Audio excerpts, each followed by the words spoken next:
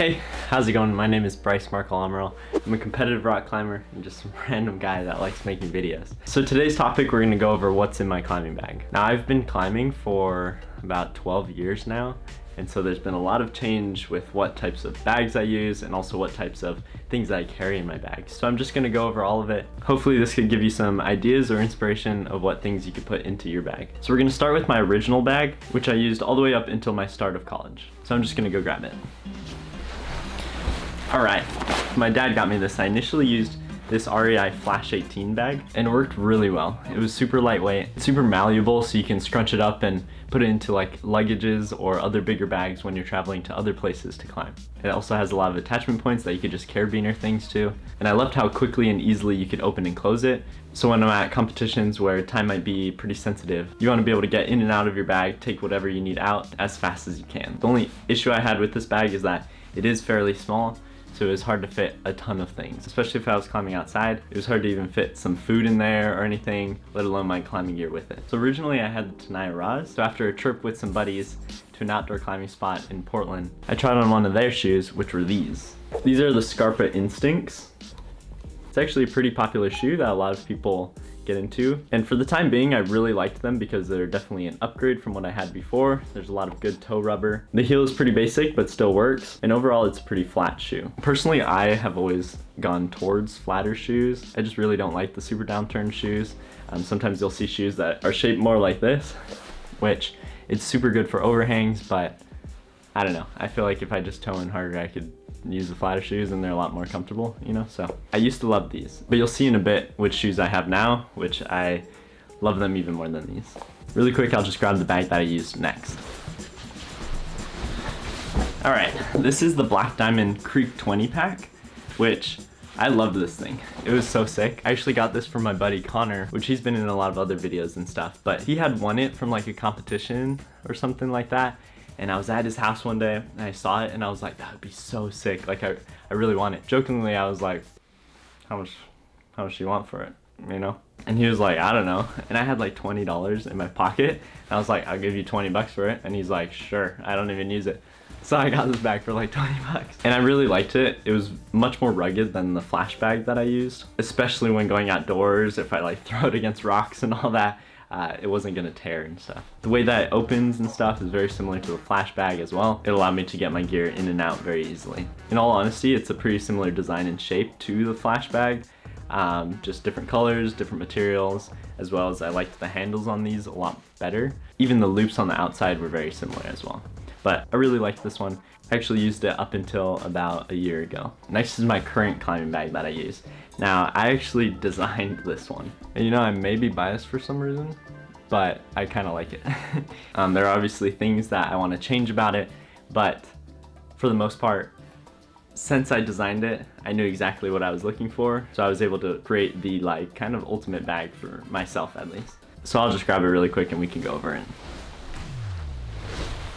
So I named this bag the Passat Pack V1. It was designed to be an all-around bouldering backpack, meaning having little things about it that are geared towards comp climbing, regular gym climbing, and outdoor climbing. In terms of outdoor climbing, it has a built-in strap system that then wraps around crash pads. So on bouldering trips, you don't have to carry your bags like a parent with a newborn on their chest. Now the inspiration of the strength of the strap system was actually from knives. So what originally got me into product design were pocket knives. So I drew a lot of inspiration from how to make knives strong into this backpack. As an example, this is a fixed blade knife, right? For camping, hiking, etc. And if you look at this blade, right? And this fixed blade has something called full tang, meaning that the metal of the blade runs from the very tip all the way through the handle into the butt end of the knife. And this creates a strong structure that can take a lot of force. So the way that that was implemented with my bag design is that the straps that are used to wrap around the crash pad actually run through the entire length of the bag, vertically and horizontally. So the part with the clip actually loops around the crash pad and clips to itself. The whole length of each strap is stitched throughout the entire length of the back of the backpack. This was to make it as strong as possible so that when you're cinching those straps tightly, it disperses all that force throughout the whole bag so that it won't move. This is a roll top bag and has buckles to keep it closed. Taking inspiration from my chalk bucket, it also has a magnetic closure system, and the whole front side opens up to have access into the inside of the bag. The reasoning for that was that when you're at certain competitions, you bring your bag with you to each climb that you go to, and it'll be set at your feet, right? And I wanted to be able to unzip just that middle section and reach in and grab whatever I need without having to unravel the entire top part. There are different pockets on the inside that are fairly basic, and many loops around the entire bag for you to put any brushes, carabiners, or anything else that you need. Even webbing designed to fit the width of a nail clipper so that you can bring that along with you if you needed. Now, I didn't really know how to sew this part, but it's supposed to be separated, the part with the shoes from the other rest of the bag. I didn't want where you put your clean clothes or your food that you bring on trips to be in the same space as your climbing shoes, which are super stinky, right? So although this bag doesn't have it, it's supposed to have it. It actually has a zipper on the bottom with a little Velcro tab to reveal a mesh to the shoe space so that you can get some air ventilated to your shoes. The water bottle pockets, kind of a work in progress, but it is big enough to hold those giant water bottles, as well as guidebooks to different climbing locations. And then it has a strap system to carry portable hangboards inside of there, as well as rolled up clothes and jackets. In terms of what gear I have inside of my bag, I now use the Boutora gummies. Now, I used to think it was pronounced Butora, and like many of my friends also thought it was pronounced like that, but after looking on their website, it's actually pronounced Boutora. So these are the gummies.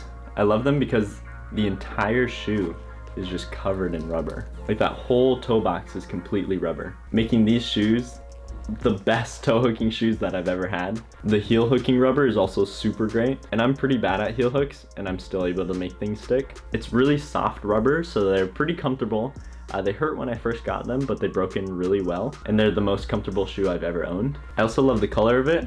I think it looks sick with that black and pink combo. They're pretty good all around shoes, except I do find it hard to step on really tiny holds because of that soft rubber. The next thing I have in my bag is the Mondo chalk pot from Black Diamond. This thing is sick. This is the only chalk bucket that I've had. I love it because, just as I talked about before, how I took inspiration from this to make my backpack, the top is magnetic. So I'm so used to just chalking up and dropping my bag onto the mat, and as it hits the ground, it just closes. So I'm really scared if I borrow someone else's chalk bucket and I'll just let go and just chalk will be everywhere.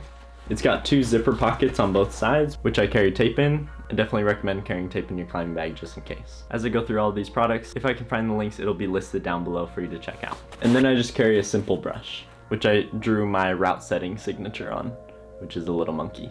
I'll usually have some kind of bar in my bag, just in case I get hungry. I also always have my training book, which on my training days, I'll usually write down my sets that I do, just to keep track so that I know that I'm improving. A new addition to my climbing bag is this Mainland Outdoors shoe odor spray, and it's basically just made out of essential oils, and it smells super good. And the best part is now I don't have stinky shoes, so I definitely recommend it. They actually sent me these, not even getting paid or anything like that, just sent me those and told me to try it and kind of like review it. And I've been using it ever since I got it, and my shoes don't stink. So I've tried a lot of things in the past. This definitely works, so please, I'm begging you. I don't want to smell your stinky feet anymore. I actually have a discount code, which will be listed below as well for your first order. Then I'll usually carry some kind of ball. Like you could use a lacrosse ball or something. I really love massaging my forearms with this. I'll just roll it on the ground. You can even roll other parts of your body out with this, and it's super small, easy to pack into the bag.